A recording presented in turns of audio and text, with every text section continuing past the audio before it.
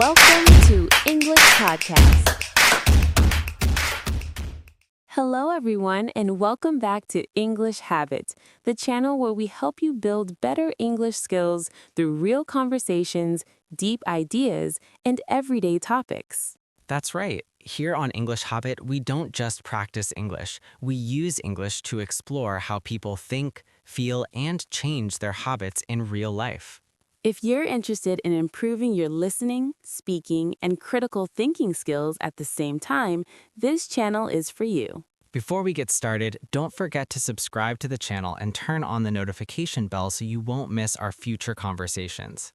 And if you find today's discussion helpful, feel free to like the video and share it with anyone who's trying to build better habits, both in English and in life. All right, let's dive into today's topic: understanding bad habits and learning how to break them through awareness and curiosity. Speaker 2, have you ever noticed how strange habits are? I mean, you can fully understand that something is bad for you, promise yourself you'll stop, and yet somehow find yourself doing it again without even realizing it. Absolutely. It's almost embarrassing sometimes. You feel like you're watching yourself make the same mistake over and over again, even though you already know how it ends. Exactly. And what's worse is that we often blame ourselves for it. We think, I must be weak, or I just don't have enough discipline. That's true. Society really pushes the idea that self-control is everything. If you fail, it's because you didn't try hard enough. But I'm starting to think that explanation is too simple. If willpower were enough, people wouldn't struggle with the same habits for years. So you think there's something deeper going on? Yes, I think habits operate on a level that's much more automatic than conscious decision-making. Let's break that down. What actually makes a habit a habit? From what I understand, every habit follows a simple pattern. There's a trigger, then a behavior, and finally, some kind of reward. Like feeling bored, checking your phone, and then feeling entertained or distracted. Exactly. And once your brain links those three elements together, it remembers them very efficiently. So the brain isn't really asking, is this good for me in the long run? It's just asking, did this make me feel better right now? That's the key point. Habits are built around short-term rewards, not long-term goals. Which explains why habits can be so stubborn. Even if the long-term consequences are terrible, the short-term reward keeps pulling you back. What's fascinating is that this learning system didn't start with bad habits. It originally helped us survive. You mean like learning where to find food? Yes, hunger triggers eating. Eating brings pleasure and energy, and the brain remembers that connection. But nowadays, hunger isn't the only trigger. Right. Emotional states like stress, sadness, loneliness, or even boredom can act as triggers. So instead of I'm hungry, I'll eat, it becomes I'm stressed, I'll smoke, or I'm bored, I'll scroll. Exactly. The brain treats emotional discomfort the same way it treats physical discomfort. That's kind of scary. It means habits don't form because we're stupid. They form because our brains are trying to help us feel better. That's the paradox. The brain's intention is protective, but the outcome can be destructive. Like stress eating. The food calms you down for a moment, but over time it damages your health. Or smoking. It reduces anxiety temporarily, but causes serious long-term harm.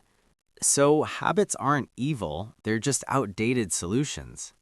Exactly. Solutions that worked once or seemed to work but no longer serve us. This makes me rethink self-control.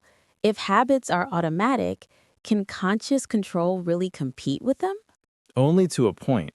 Conscious control relies on the rational part of the brain, which is easily exhausted. That explains why people make worse decisions when they're tired or stressed. Yes, when you're under pressure, your brain defaults to familiar patterns, your habits. So telling someone to just stop a habit is like telling someone to swim upstream against a strong current. Exactly. You might manage it for a while, but eventually you get pulled back. So if force doesn't work, what's the alternative? Instead of trying to suppress habits, we can try to understand them directly and experientially. What do you mean by experientially? I mean, paying attention to what the habit actually feels like in the body and mind, not what we think it feels like. That's interesting. Most of the time, we act on autopilot. Exactly. We assume the reward will be pleasant, but we rarely check whether that's actually true. So, awareness is the key? Yes, but not just cold observation. The quality of attention matters. In what way? If attention is judgmental, this is bad, I shouldn't do this, it often backfires. Because judgment creates more stress. Exactly. And stress strengthens habits. So, what kind of attention works better? Curious attention. Curiosity about something you're trying to stop doing? Yes. Instead of saying, I must not do this, you ask, what is this experience actually like? That feels like a completely different mindset. It is. Curiosity turns the habit into an object of investigation instead of a battle. Can you give an example? Take a craving. Most people assume cravings are unbearable. Right, like something you have to get rid of immediately.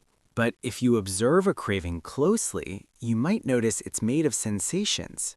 Tightness, restlessness, warmth, pressure. So it's not one giant monster, it's many small sensations. Exactly. And those sensations change over time. So what happens when you observe like that? Something interesting. The habit loses its charm. Because the reward isn't as good as expected? Yes, you move from imagined pleasure to actual experience. And reality is often less impressive. That's where disenchantment comes in. You're not forcing yourself to quit, you're simply less interested. That sounds more sustainable than discipline. It is. When motivation fades naturally, there's less inner conflict. So change becomes a byproduct of understanding. Exactly. When you see clearly, behavior changes on its own. But why does curiosity help so much? Because curiosity itself feels good. It activates interest instead of fear. So the brain gets a new reward. Yes. Instead of reward through consumption, you get reward through insight. Does this mean habits disappear instantly? No, but each moment of awareness weakens the old loop. Like loosening a knot slowly. Exactly. You don't have to win every time. You just have to notice. I like that this approach applies to small habits too. Absolutely. Checking notifications, procrastinating, overthinking. Those habits shape our lives just as much as big addictions. And they often run completely unnoticed. This really changes how I think about self-improvement. Me too. It's not about becoming stricter with yourself It's about becoming more honest with yourself. and more curious.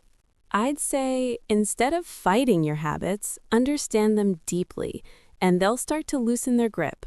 That feels empowering, not exhausting. Exactly. Change doesn't have to be a war. It can be an exploration. All right, that brings us to the end of today's conversation. We hope this discussion helped you see habits and yourself a little more clearly. If you enjoyed this episode and found it useful for both your English practice and personal growth, don't forget to subscribe to English Habit for more conversations like this. And as a small gift for our listeners, we've prepared a free PDF to help you review today's key ideas, vocabulary, and useful expressions. You can find a download link in the description below, completely free. Make sure to check it out, practice with it, and come back to listen again. Repetition is one of the best ways to build strong language habits. Thank you so much for spending your time with us today. Take care, keep learning, and keep building better habits in English and in life. See you in the next video on English Habit. Bye for now.